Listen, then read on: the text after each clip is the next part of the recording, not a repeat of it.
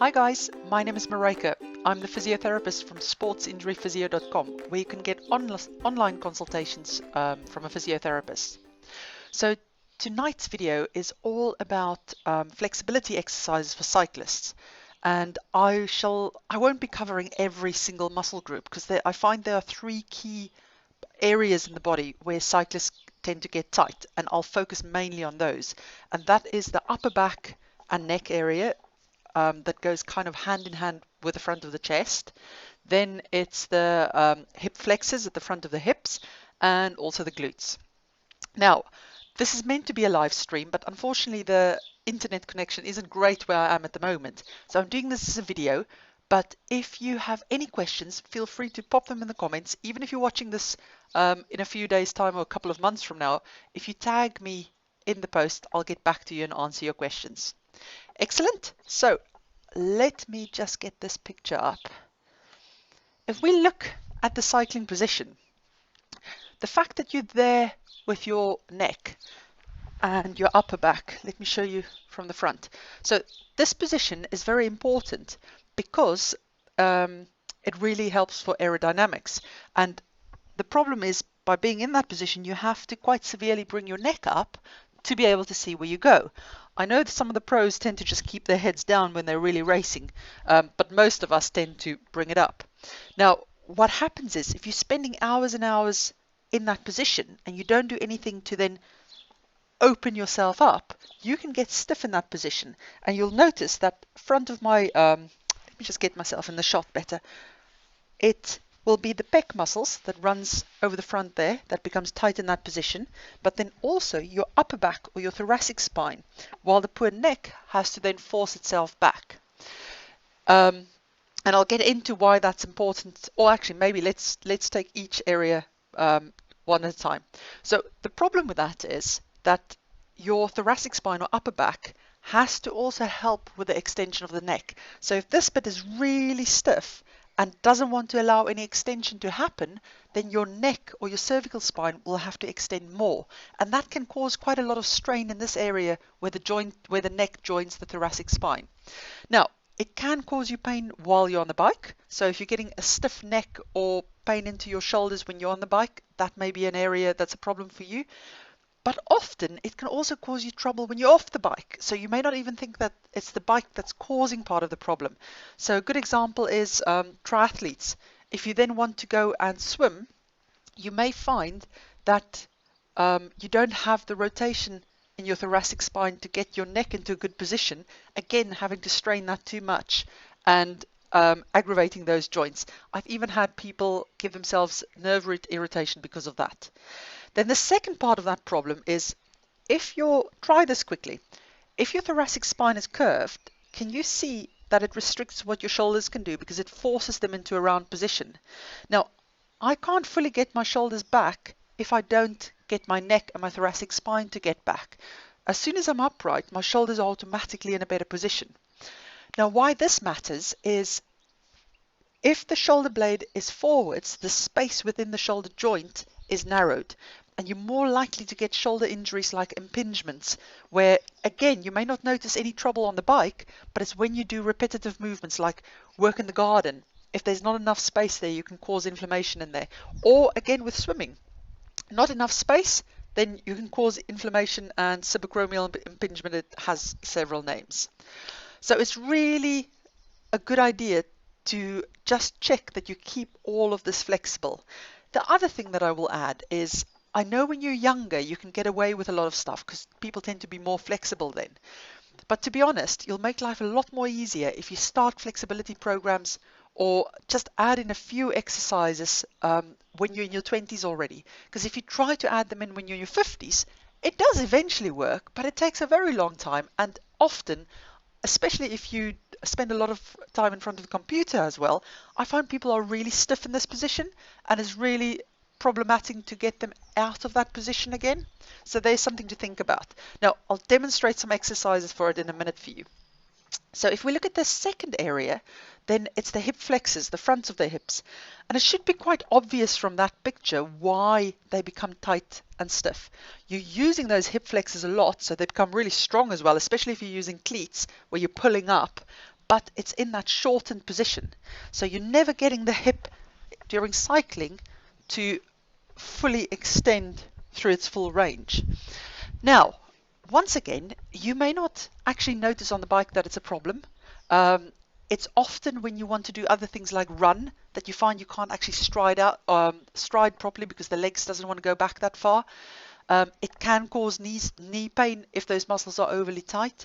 It can also, because it attaches to the front of the pelvis, it can pull your pelvis slightly forward or anterior when you're standing upright, causing your facet joints in your lower back to strain a bit. So if you're getting lower back pain and things, that's definitely something to look at, whether that's a problem for you or not. And then the third area is tight glutes. And that's purely because you use them a lot. And that may vary depending on what type of cycling you're doing at the moment. So my patients often find if they're doing a lot of hill climbing or they're doing a lot of sprinting, then the glutes tend to tighten up more. Tight glutes per se, it can cause a few, I'm not going to say injuries per se, it's going to cause a bit of discomfort. It can add to lower back pain. Tight glutes, because the fascia there crosses over the lower back, if you're having issues with your lower back, it's always good to check that you have the flexibility on your hips as well. But that's often one that cyclists stretch out themselves and it doesn't cause a long-term problem. It's more the neck and the upper back that I find can cause trouble for people because they don't quite know how to fix it.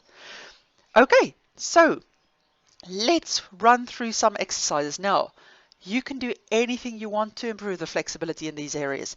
These are just the exercises that I find quite useful. So the first one is going to be, oh yes, and then I remember Bridget asked about stretches you can do before and after cycling. Now, Bridget, some of these stretches would be useful, especially if you are getting some neck symptoms while you cycle. I would do some of these upper body flexibility stuff before you go out on the bike so that you can make sure you've got the range to extend in your spine, but otherwise they're quite good to do afterwards. So yes, there are two components to the thoracic spine that we want to do. One is we want to improve how well it bends back or extension, and then we also want to improve how well it rotates. Okay, so let me just quickly get rid of this picture. Actually, that's going to be better like that. Okay, so the first one is, and for both of these, I'm just going to combine a pec stretch into it so that we get 2 for 1, because otherwise it takes forever to stretch everything. A common stretch people do is they lie over foam rollers backwards to stretch their thoracic spines. Now that is great, but a foam roller is massive and it's hard, and I don't find that people can relax into that position for long enough to really get the full effect. So, and especially if you're really, really stiff in your thoracic spine, you may do a lot better if you just use a small towel that's rolled up, because it's going to give a little bit, so it's going to be a gentle stretch, and over time you can either make the towel thicker or you can move on to a pool noodle or something like that. So the idea is you roll it into a tight cylinder, and we're going to place it kind of in this area of the back. Say for instance, wherever you see the increased curve, that's kind of where you want to stretch it, but you can move it up and down the back a little bit. I prefer to do it on the floor, because otherwise if you're doing it on a bed, it gives too much and you don't get the full potential. So there we go. That would be the first position. So for myself, I can feel that's just a gentle stretch and my chin's relatively tucked. Now, if I found myself there, I would place a pillow under there that I can just feel a tiny stretch, because you don't want your neck to be arching like that. Okay, so in that position, now you're going to spend about 1 minute or 2 minutes in this position to get a good stretch. And you can also combine it with bringing your arms into this position so that you feel a stretch over the front of the chest. Okay. The big thing here is you don't want any pain down the arms or pain in the shoulders. As long as it's a stretchy feeling, then that's okay. Now, you can, after 1 minute or so, move the towel slightly higher up or lower down, depending on where you feel you need it. But you'll notice my legs are bent up, and that's just to give a little bit of take some of the strain off my lower back. You could do it like that, but if you arch this too much, you're not going to get much of a stretch there. So by bringing my legs up, I can really feel that this bit's relaxed and I'm taking most of the stretch in this bit. Okay. So then once you've got used to that position, you can also increase it by being there and just tucking your chin, but making sure this doesn't pop up. So keeping this bit down and tucking your chin in so that you feel more of a stretch behind your neck. So the full thing is just into this position first. Okay, that feels okay. Then bring the arms in and then also just tuck your chin and hold it. There we go. Up. And that is quite a good one to get the flexibility back into extension for this. Now, as you get better, you can make this thicker. So the next one is one of my favorite ones. It's a Pilates one as well. And again, it combines thoracic rotation with a good pec stretch. So what you do is you're lying on your side. But now during this exercise, I don't want your legs to slide back. Okay, they need to stay on top of each other. And you relax your head down and then you bring your top arm up and bring it straight back. So what I'm feeling in this position is I'm feeling a good stretch through my whole spine actually. And today I'm not too tight in this part, so I'm getting a gentle stretch there. But if you're really tight, you may find that your arm actually sticks out in the air and that you can't get it flat. That's okay, it will eventually get there. Just make sure that you're not bringing your arm down. It has to kind of stay at a 20 or 30 degree angle up there, otherwise you won't feel it stretching. And after you've stayed there for several seconds, you come back. So it's basically rotate into that position. Make sure you haven't just dropped your arm down, otherwise you won't feel the stretch. Keep it up there. And then while you're there, you can give a nice deep breath in and breathe out. And as you breathe out, you relax into the stretch more. At the beginning, especially if you're really tight, I tell people to just stay there for about 10 seconds and come back and rather repeat it a few times. As you feel you're getting used to it, you can stay there for half a minute or longer. But if you do it the first time and you overstep the mark, you may feel really uncomfortable when you come out of the position. So make sure that you test it first. Excellent. Now, other pec stretches that you can do is the good old ones where you're just in the doorway, hanging through the doorway, or where you grab hold of something and you turn your body away. Anything that you can feel a good stretch over this area will help you there. And those type of things are quite nice ones for the office as well. So if you find yourself working at a desk all day long, during your break that you get up and walk around, go and just hang through a doorway. Get some extension into that position. Now, to come back to Bridget's question about stretches to do after you get off the bike, definitely you can do both of those because that will kind of loosen the things up that's tightened up. But then also, if you think of it, that while you're on the bike, your neck works in this position. Let me just show from the side. In that position, your neck muscles themselves can feel quite tight and stiff there. So it can be quite useful to just roll down the whole spine. So sitting up tall and just tucking your chin, feeling it stretch, and then curling the whole spine down, keeping the chin tucked all the way, and then uncurling again. So that can be quite useful because while the upper back is curled most of the time, this bit is usually extended.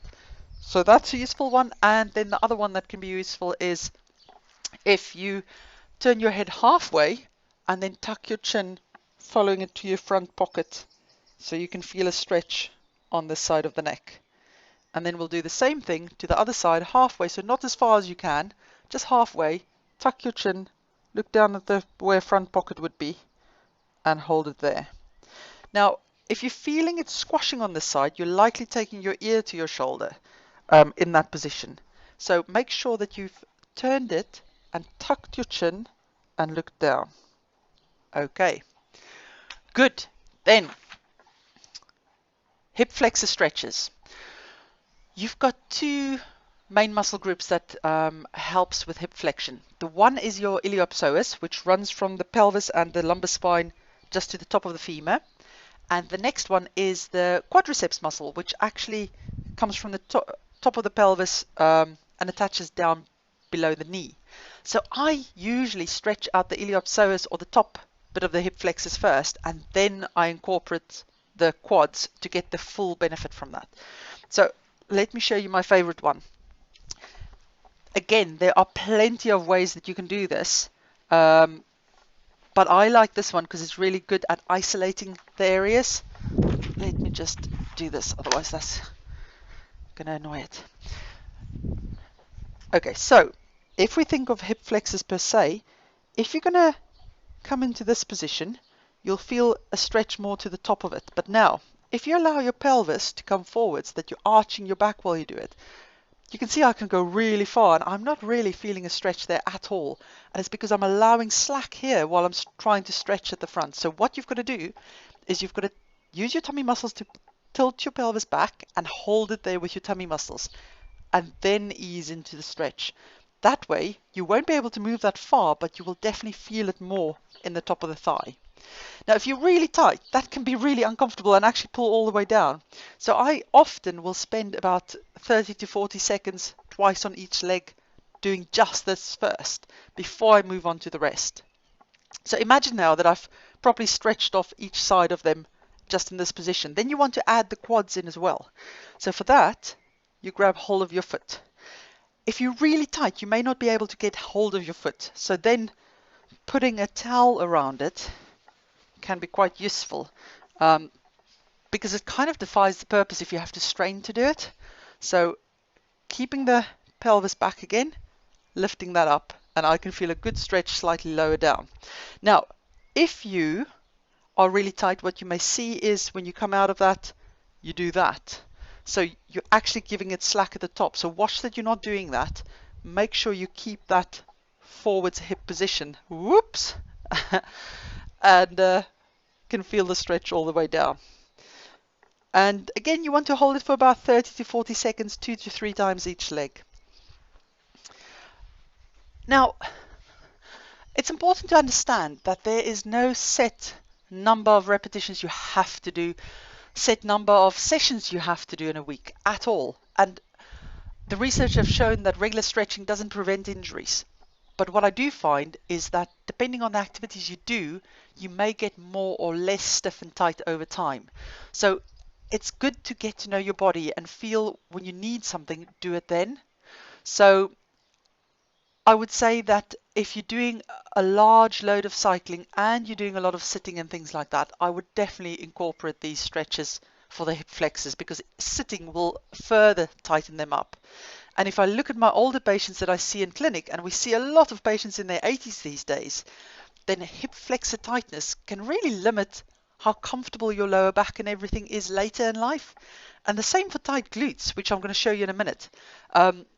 It's funny how just getting your shoes on when you're older comfortably can be one of the most amazing things to be able to do. So make sure that you work on your flexibility now. Right, I've got 2 to 3 favorite types of glute stretches, and I vary between the 3 depending on what part of the, I should say buttock muscles rather than just glutes, are tight at that point. Because you can't just stretch the glutes. You will always get a little bit of the piriformis in there. You'll get a little bit more of the deeper muscles in the glutes. Sometimes you can even just get the top of the hamstrings depending on how tight they are. So choose whatever one feels the best on the day. And again, if you can get full range and you don't get it stretching, it doesn't need a stretch. It's already flexible enough. So my favorite ones are, this one's quite common. Most people know it. The figure 4 one. So you're crossing one leg over the other and you grab hold of that one, pull it to your chest.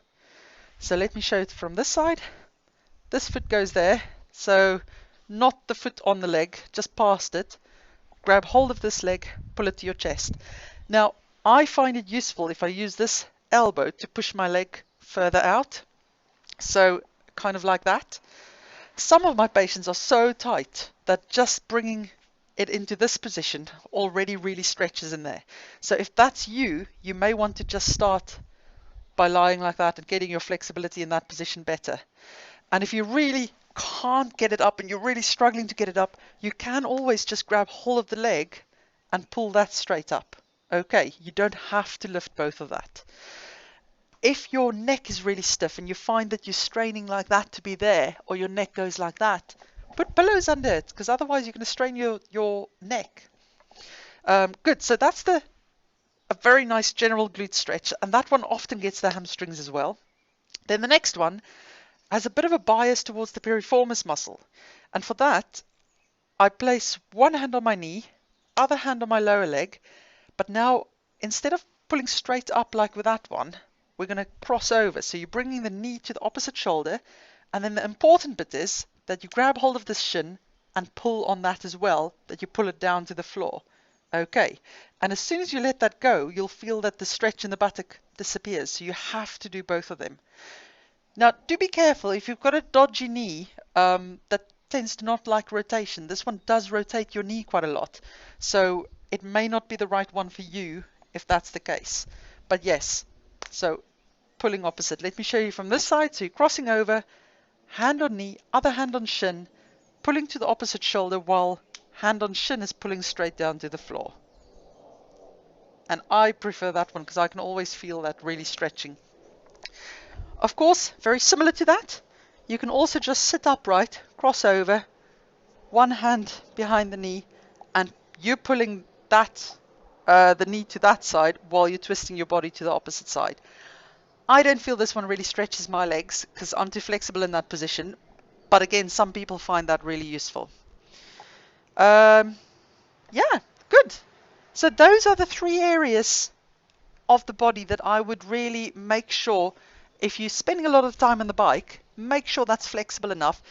Especially if you're a triathlete, make sure that you get the flexibility in the upper back and the pecs, because otherwise you're going to run into trouble with swimming. And get that leg extension, because otherwise your running gait will be affected by it. Excellent. Let me know if you've got any questions. Pop them in the comments or feel free to just message me. And yeah, have a good week. Bye bye.